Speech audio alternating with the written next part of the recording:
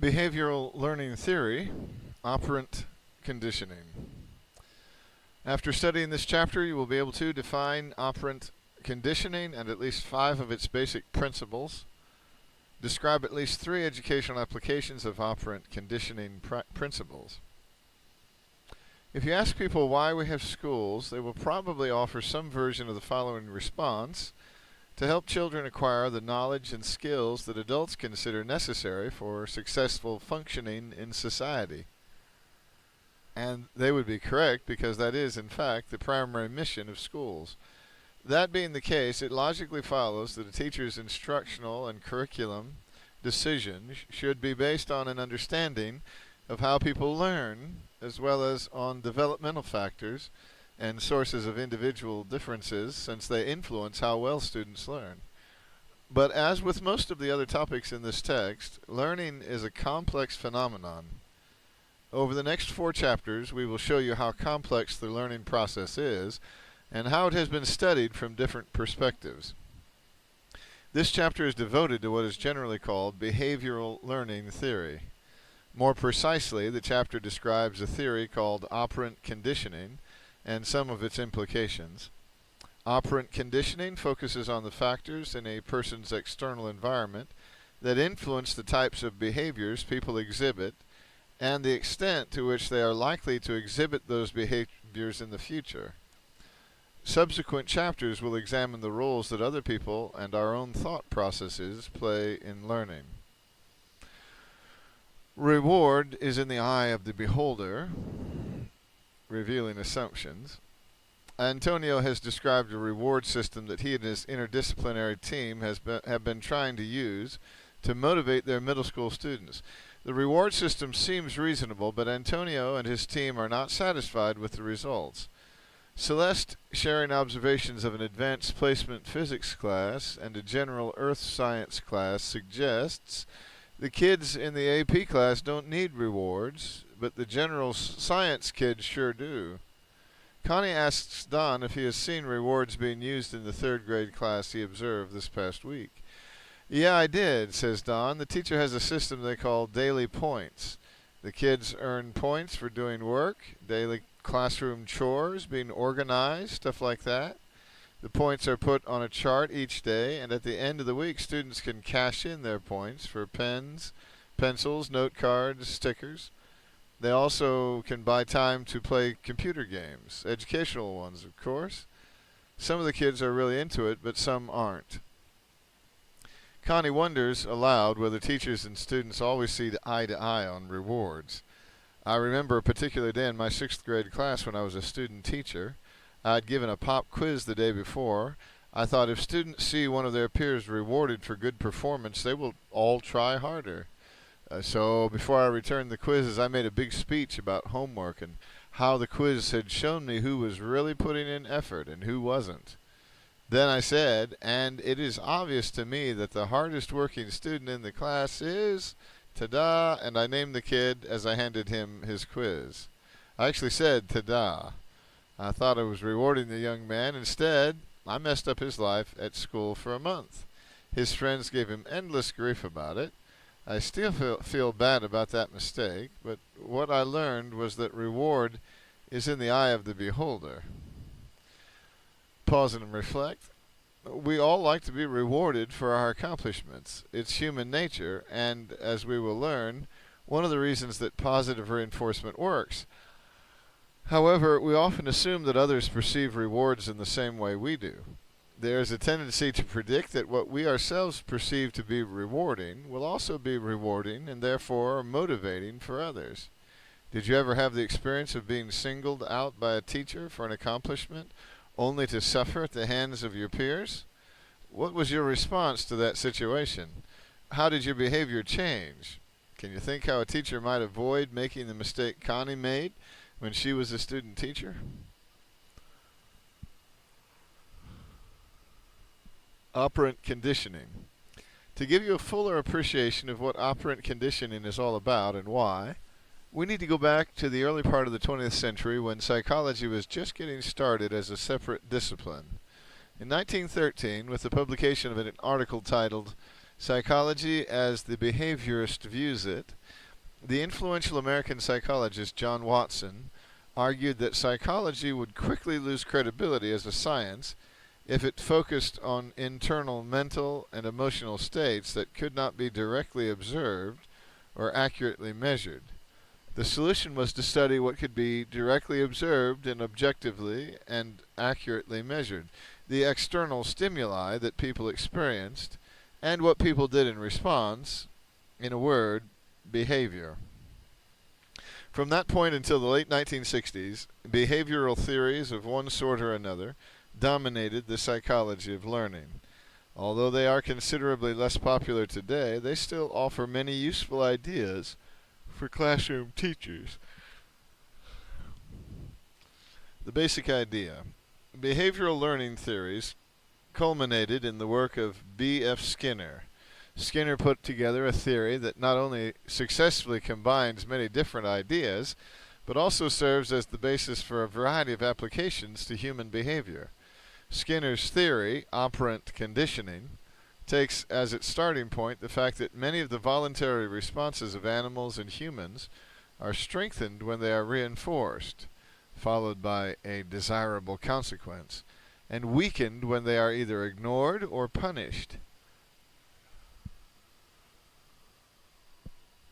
In this way, organisms learn new behaviors and when to exhibit them and unlearn existing behaviors. The term operant conditioning refers to the fact that organisms learn to operate on their environment, make a particular response, to obtain or avoid a particular consequence. Some psychologists use the term instrumental because the behavior is instrumental in bringing about the consequence. Most of the experiments on which principles of operant conditioning are based involved an ingenious apparatus that Skinner invented, which is almost always referred to as a Skinner box. This is a small enclosure that contains only a bar or lever and a small tray. Outside the box is a hopper holding a supply of food pellets that are dropped into the tray when the bar is pressed under certain conditions.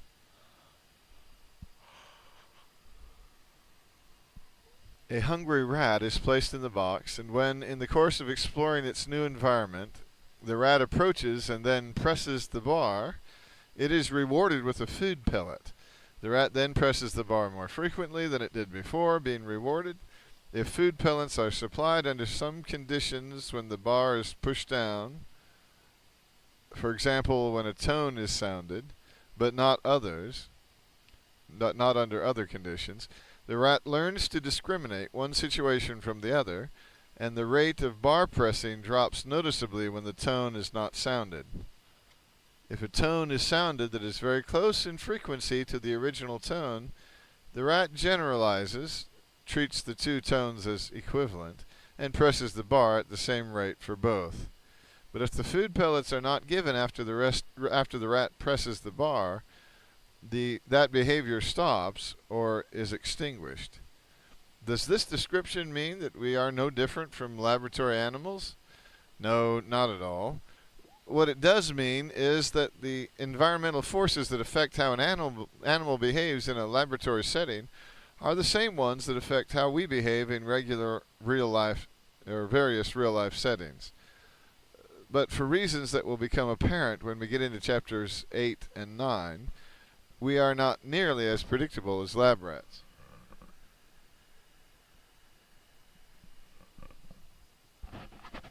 Basic principles of operant conditioning.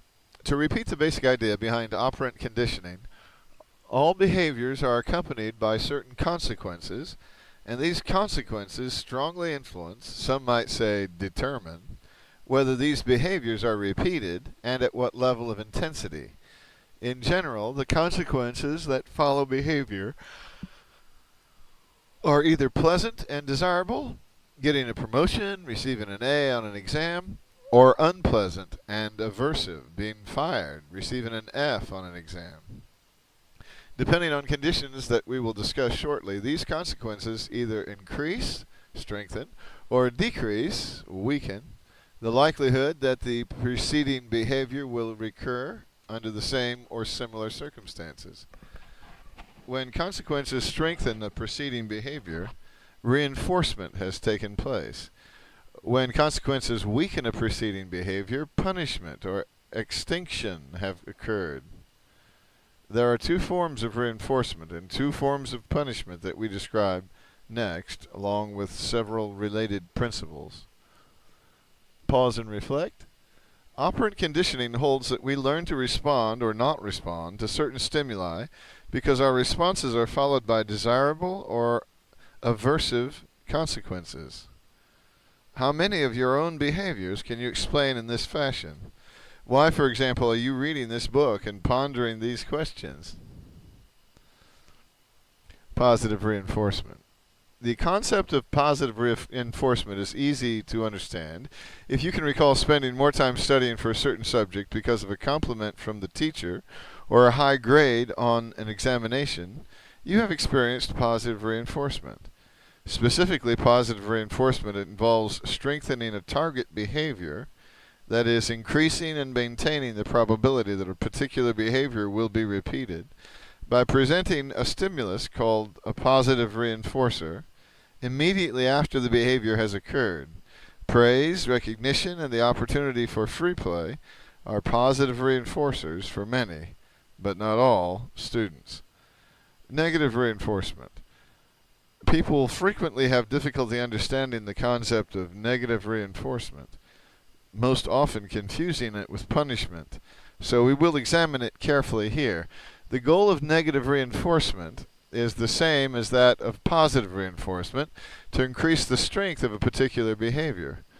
The method, however, is different. Instead of supplying a desired stimulus, one removes an unwanted and averse stimulus whenever a target behavior is exhibited.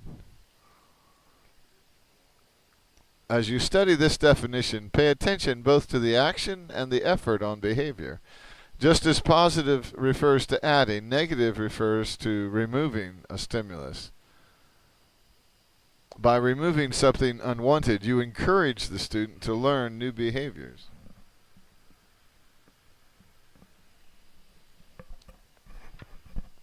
In everyday life, negative reinforcement occurs quite frequently. A child picks up his clothes or toys to stop his parents' nagging. A driver uses his seatbelt to stop the annoying buzzer sound.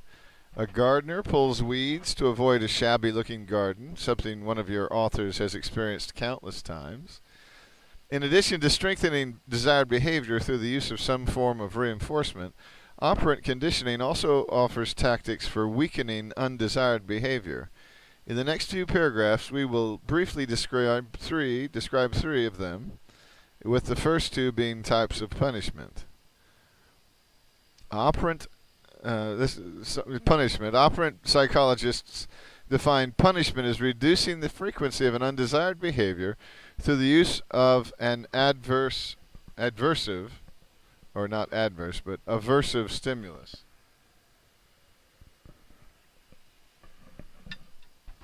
One approach is to do what adults have done for centuries: present some sort of aversive stimulus immediately after an undesired response. This is known as type 1 punishment or presentation punishment, and relies on such time-honored responses as scolding, paddling, ridiculing, or making a student write 500 times, "I will not chew gum," in class. If this tactic fails to weaken or eliminate the undesired behavior, which frequently happens, then you can't claim to have punished the student. From an operant perspective, you can only make that claim if the target behavior is actually reduced in frequency. Whether punishment is effective and ethical are important issues, particularly for educators, and we will discuss them later in this chapter. Many people confuse negative reinforcement with punishment. Try to remember that while both involve the use of an aversive stimulus, the effects of each are opposite. Negative reinforcement strengthens a target behavior, whereas punishment weakens or eliminates a behavior. Timeout. The second form of punishment is usually called timeout, but it is sometimes called type 2 punishment or removal punishment. Instead of presenting an aversive stimulus, timeout temporarily removes the opportunity to receive positive reinforcement. For instance, a student who frequently disrupts classroom routines to get attention may be sent to sit in an empty room for 5 minutes. Removal from a reinforcing environment, as well as the angry tone of voice and facial expression that normally accompany the order to leave the classroom, is usually looked on as an aversive consequence by the individual being removed. An athlete who is suspended from competition is another example of this form of punishment.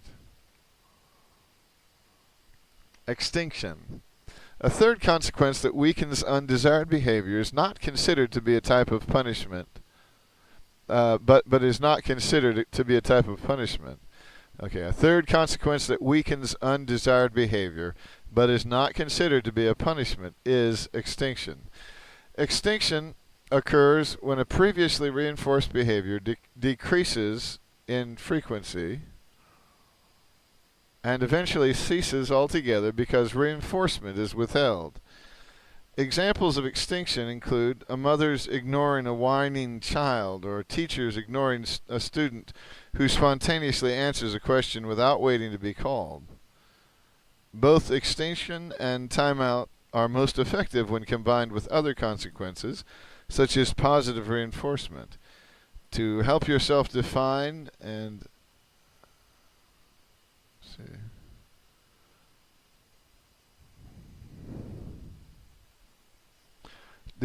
remember the distinguishing characteristics of positive reinforcement, negative reinforcement, punishment, and extinction, study Figure 7.1.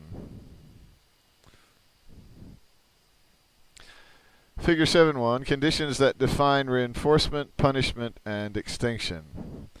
You can see there's types of stimulus. There's desirable and aversive.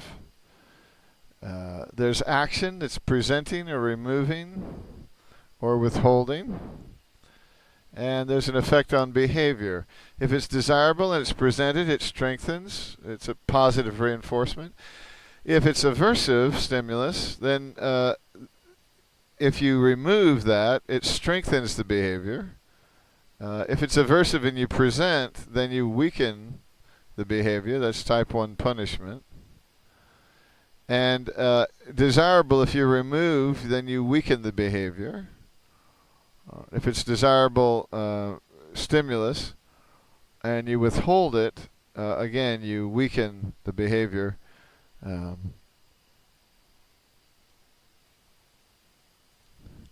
So before we look at a few other basic principles, we're going to repeat a point we made earlier to make sure your understanding of reinforcement, punishment, and extinction is perfectly clear. From an operant perspective, you can claim to have punished someone else only if the target behavior occurs less often in response to what you thought was an aversive stimulus. Too many teachers who are unfamiliar with operant conditioning principles say, I punished Jason for teasing Marla, but it didn't work. Guess what? If Jason continues to tease Marla, then he wasn't punished. The same is true for positive and negative reinforcement. Heaping praise on a student or stopping a previous stream of criticisms of your significant other is considered to be in reinforcement only if a particular behavior then occurs more frequently.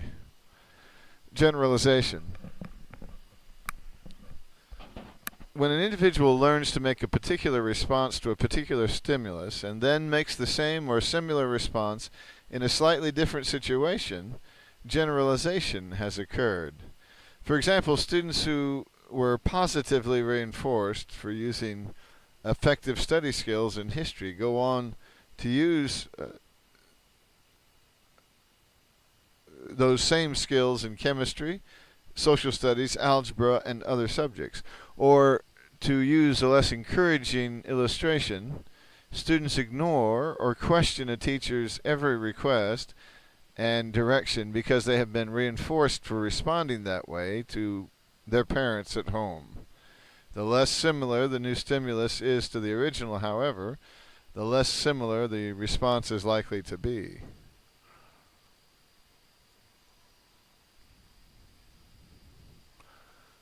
Discrimination. When inappropriate generalizations occur, as in the preceding example, they can be essentially extinguished through discrimination training. In discrimination, individuals learn to notice the unique aspects of seemingly similar situations. For example, that teachers are not parents, although both are adults, and to respond differently to each situation. Teachers can encourage this process by reinforcing only the desired behaviors, for instance, attention, obedience, and cooperation, and withholding reinforcement following undesired behaviors, such as inattention or disobedience. Shaping. Up to now, we have not distinguished relatively simple learned behaviors from more complex ones. A bit of reflection, however, should enable you to realize that many of the behaviors human beings learn, such as playing a sport or writing a term paper, are complex and are acquired gradually. The principle of shaping best explains how complex responses are learned. In shaping, actions that are more progressively closer to the desired terminal behavior, to use Skinner's term, are reinforced. Actions that do not represent closer approximations of the terminal behavior are ignored. The key to success is to take one step at a time. The movements must be gradual enough so that the person becomes aware that each step in the sequence is essential. Then this process is typically called reinforcing successive approximations to the terminal behavior.